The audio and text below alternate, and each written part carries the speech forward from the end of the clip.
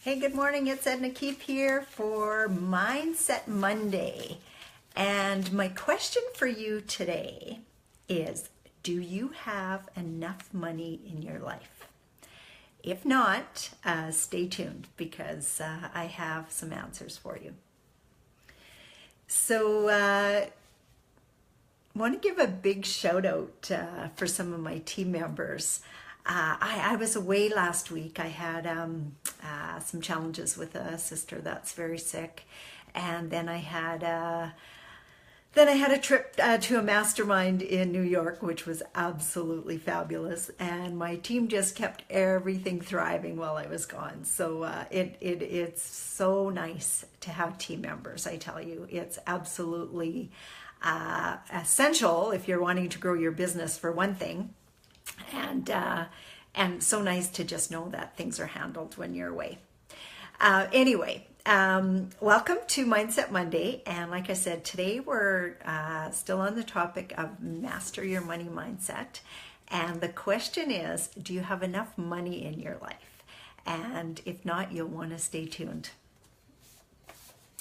So as I said, I just got back from a mastermind that I belong to in New York City with, this one is with Fabienne Fredrickson. And I met her through a mindset retreat that I took.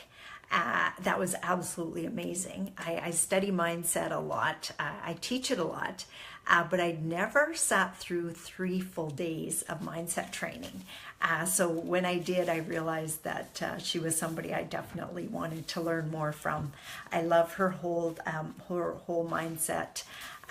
We've been in some of the past training courses. Coaches that we've dealt with, not at the same time, but I recognized some of the stuff that she was working on. So I just felt connected to her. She's a fabulous lady, and not only that, the group that we're masterminding with is amazing. She runs things a little bit different, as in there's new people joining each quarter, and some are upgrading to level 2 each quarter. So we got to meet some new people, but after the third time of masterminding with these people, we just felt more connected with them and closer to them, and it's really, really powerful getting to know these people and hanging out with them, because you know what, they're in the same growth part of their business. Everybody has a decent business in this group, because it is called leverage. It's not about getting a business started, but it's about leveraging and really scaling the business you have. And everyone struggles with the same thoughts. And that is, am I good enough? Do people really want to learn from me? Do I have what it takes to be super successful? Do I have what it takes to really show and share with people what I've been able to do? So it's so interesting to see. And, there's everybody in there earning from 6 figures. I think you have to be in at least 6 figures to be in this program, all the way up to 7 figures. And then in the level 2, it gets into 7 figures and multiple 7 figures. So now you know where I'm shooting for. But anyway, great group, powerful connections.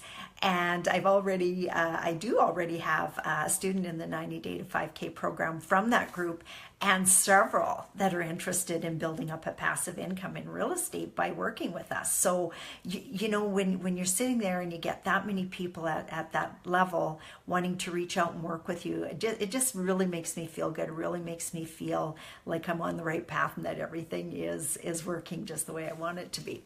So, hey, good morning, everyone. Thanks for joining. Hi, Amanda. Hi, Marja. Hi, Chandel. Hi, Dave. Hi, John.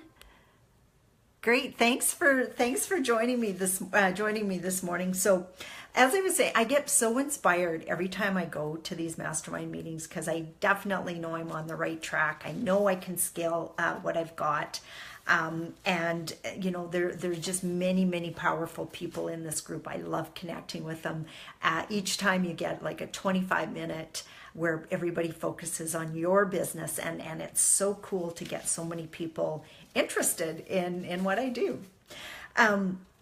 But when it comes to money, and the reason I'm bringing up this topic is I had somebody reach out while I was selling my program there at the beginning of the month.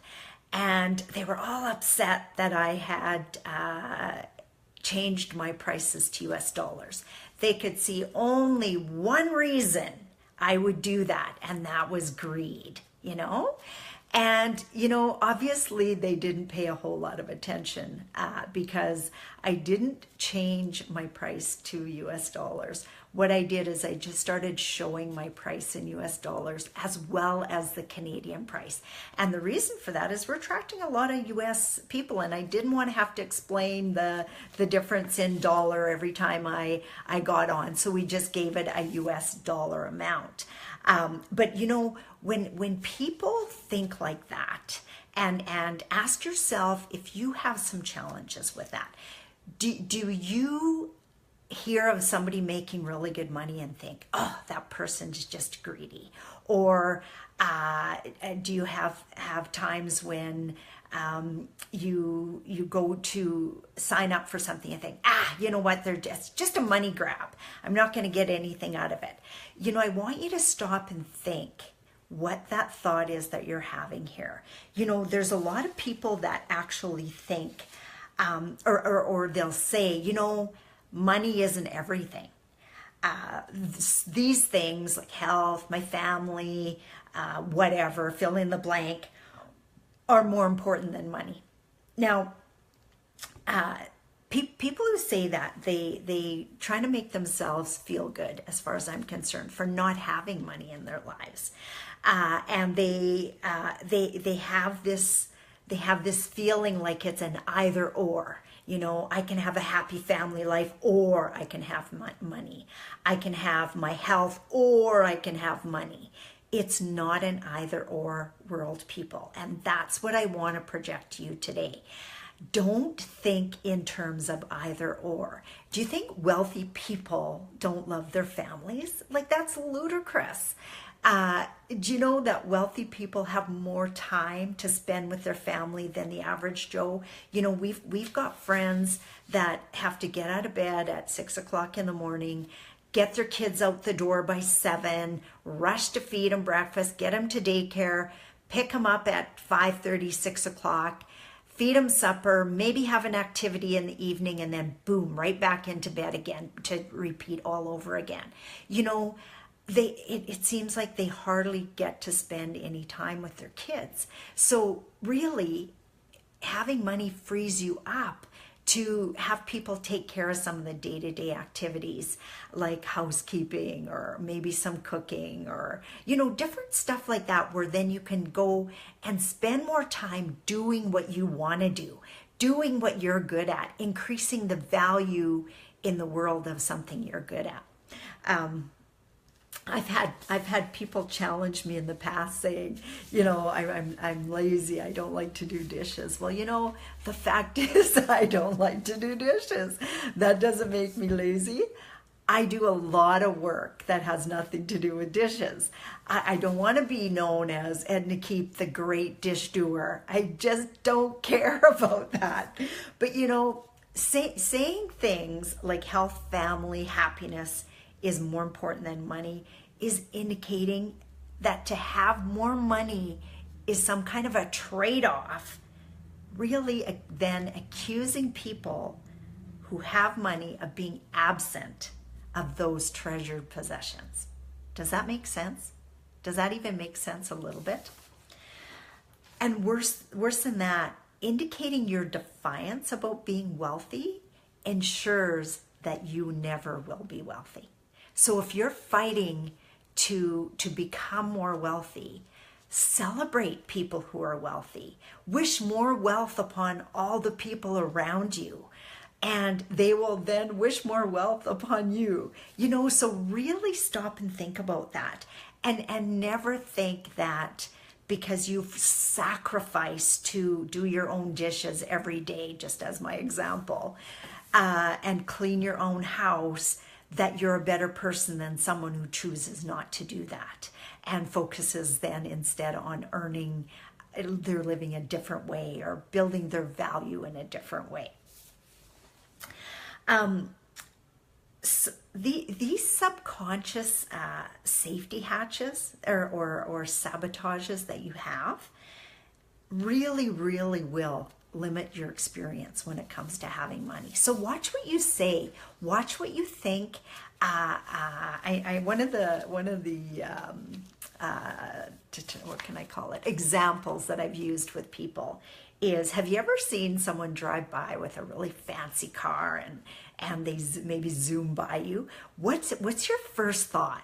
Oh, you rich asshole, or something like that. Watch for those things coming into your mind instead of saying, oh, good for you. That car is just beautiful. I'm so glad you were able to buy it. You know, think about those thoughts that go through your head automatically from how we were brought up to think about money. Where there's so many problems with thinking about money that we're brought up with.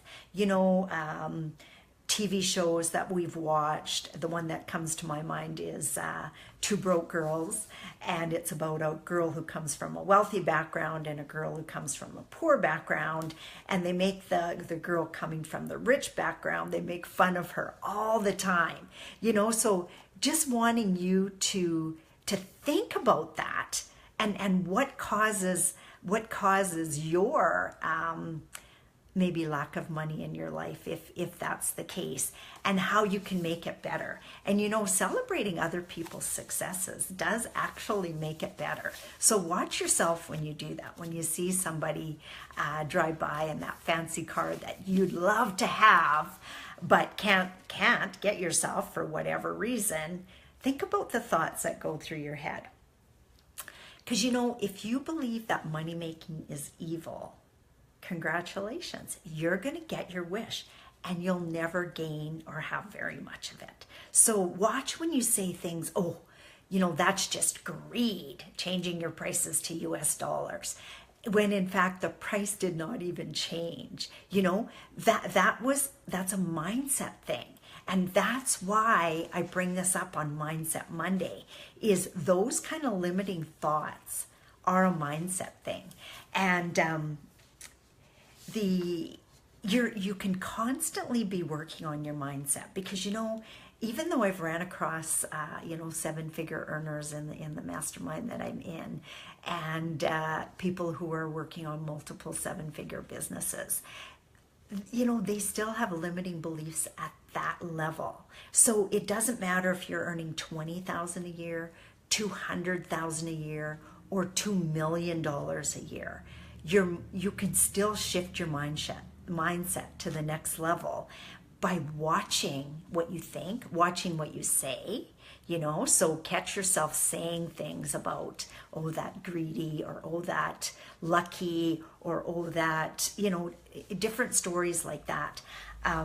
My middle daughter right now just got her learner's license. So one of the things that I'm hearing quite frequently is, Mom, you have to buy me a car. All my friends at school, their parents are buying them a car. And you know that our neighbors, they just bought their kid a car. Well, I happen to know the one neighbor that they talked to, or that they talked of, really, really well. And I worked with them for many, many years, and I just didn't think that they would do that. So we ran into him at a concert just recently, and I was asking him, I said, hey, I heard you bought your son a car, and I kind of winked at the mom, and she looks at me with her eyes wide open, and she said, we did not. And I said, I knew that. I said, the reason I'm bringing this up is because my daughter thinks I should be buying her a car, and all of our friends are buying their kids cars. And they said, not only did we not buy his car, he bought his own car. He's been working. And I knew he'd been working because I see him at the gas station that I go to. And he'd worked hard. And so he got this car. They helped him get the car, like go out and shop for it and stuff like that. But you know, the first day that kid took his car to school, and it's a nice looking, maybe not like a hot rod, but you know, a nicer looking car that young guys would like to have, maybe a Mustang or something. I can't remember the exact. Some jealous ass stuck something under his back tire so that when he backed up, not only wrecked his tire, but wrecked the rim as well. And so they were telling me this, and they said, and you know what? That kid had to reach into his bank account because they could not find matching rims again and buy $4,800 worth of rims on top of what he had to pay for his car because some jealous little ass thought the parents had bought him a car. And not asking, just judging, not taking the time to think that just maybe this kid had worked instead of partying on those weekends, worked instead of maybe taking part in all those extracurricular activities that some of the other kids have. So I reiterated to my daughter, no, I am not buying you a car. You will not have the appreciation for that vehicle if I buy it for you. Now, I don't have anything against people who buy their kids cars. Lots of times it just doesn't even make sense. They're studying really hard in their classes. Their extracurricular activities are something that's really going to do them instead. Like we struggle with that too. Like, do we want our kids to work or do we want to spend more time with them? Some of it's just kind of selfish on our part. But that's the mentality of somebody who said, that rich kid, they've got a really beautiful house, so of course they're considered rich, right? Got his car given to him, so I'm going to be jealous and I'm going to wreck it. That's just a terrible mentality to have, and kids live what they're taught. So I wonder what their parents are teaching them.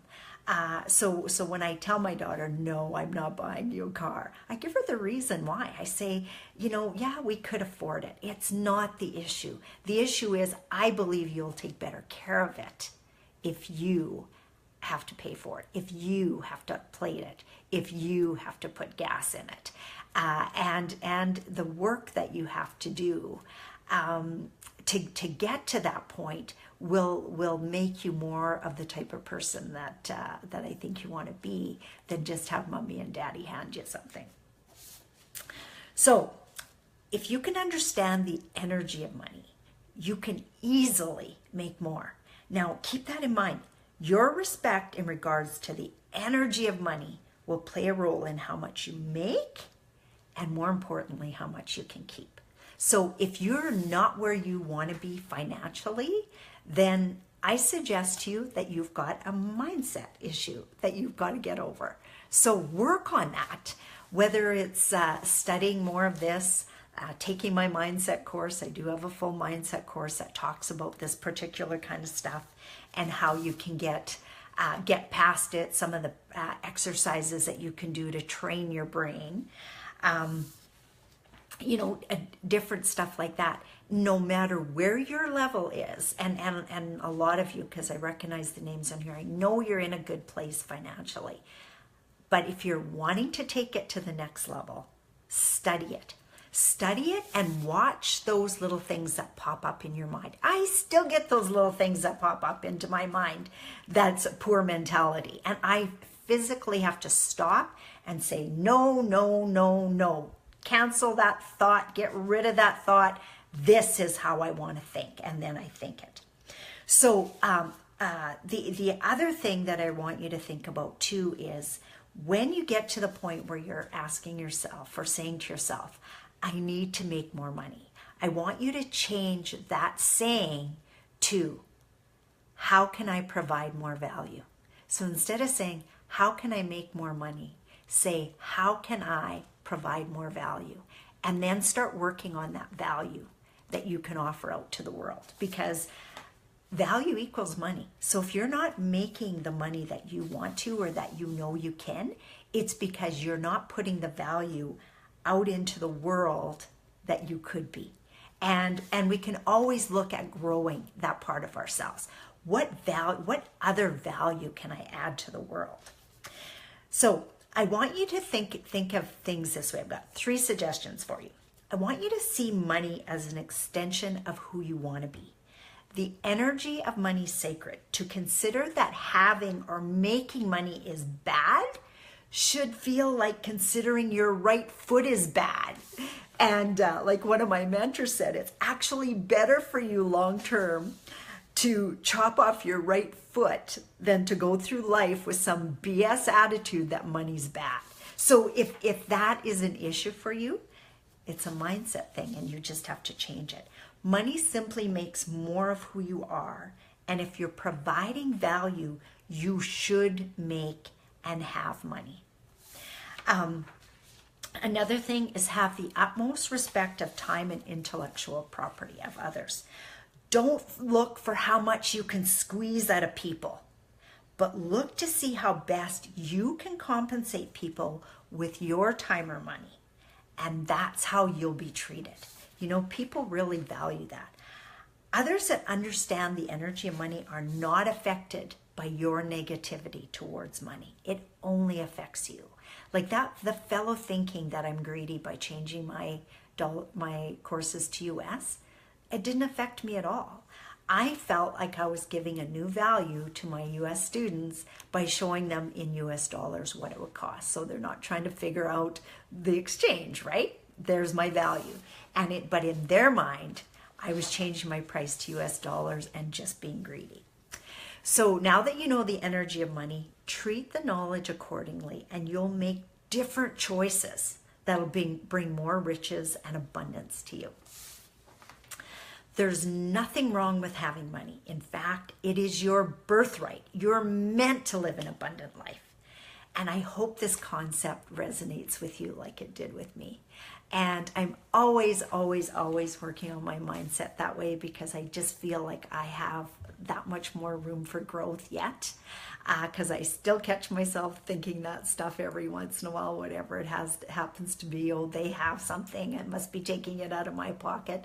You know, there's a lot of that kind of mentality going around. Does anyone have any questions about what I talked about today? Marja says, so true. You must work on it all the time. That's how I feel. I still work on it every day. And yeah, it's the lessons that must be caught. You know, when your children are asking for stuff, it's not just the big no, but it's the reason behind the no, the reason why you're choosing to do that. And don't make it judgmental about people that choose to do it. You know, there's a reason for it, you know, like we've chosen that we don't really want our kids to be working in the evening and stuff while they're going to school. And not that it's probably not good for them, it probably is, but we want to spend that time with them, and we want them to have the time to hang out with their friends. I don't think it's all about working 24/7. So teach your values. Allow them to have their own value system. It might be different than yours, because kids are different. They have their own brains, they have their own ideas, and that's good too. Encourage them to think on their own. You don't want them to be a follower yet, because if you make them follow every single thing that you do, and they're a follower then that way, then quite likely they will do the same thing with their friends. You want them to be a leader. So let them lead. Let them lead their own lives even now, because it just helps them be that much more of a successful adult. Okay, so I hope you got good value out of today. Let's work on that money mindset this week, and I'll see you back here next week talking more about mindset and your money mindset, how to master your money mindset. And then I will see you Friday on my free coaching Friday, all about real estate. We've got I've got some good topics coming up, not just one, but I'll reach out to you and share that with you during the week so you can keep posted. So, and in the meantime, if you have any questions at all that you want me to answer, be on here. I'll answer them for you, or send them ahead of time. Sometimes people can't make it live and they just send me over questions and I answer them on the live, and they catch the recording later. So know that that can happen for you too. So thanks very much for listening. Have a really good and productive week, and I'll talk to you all on Friday. Bye for now.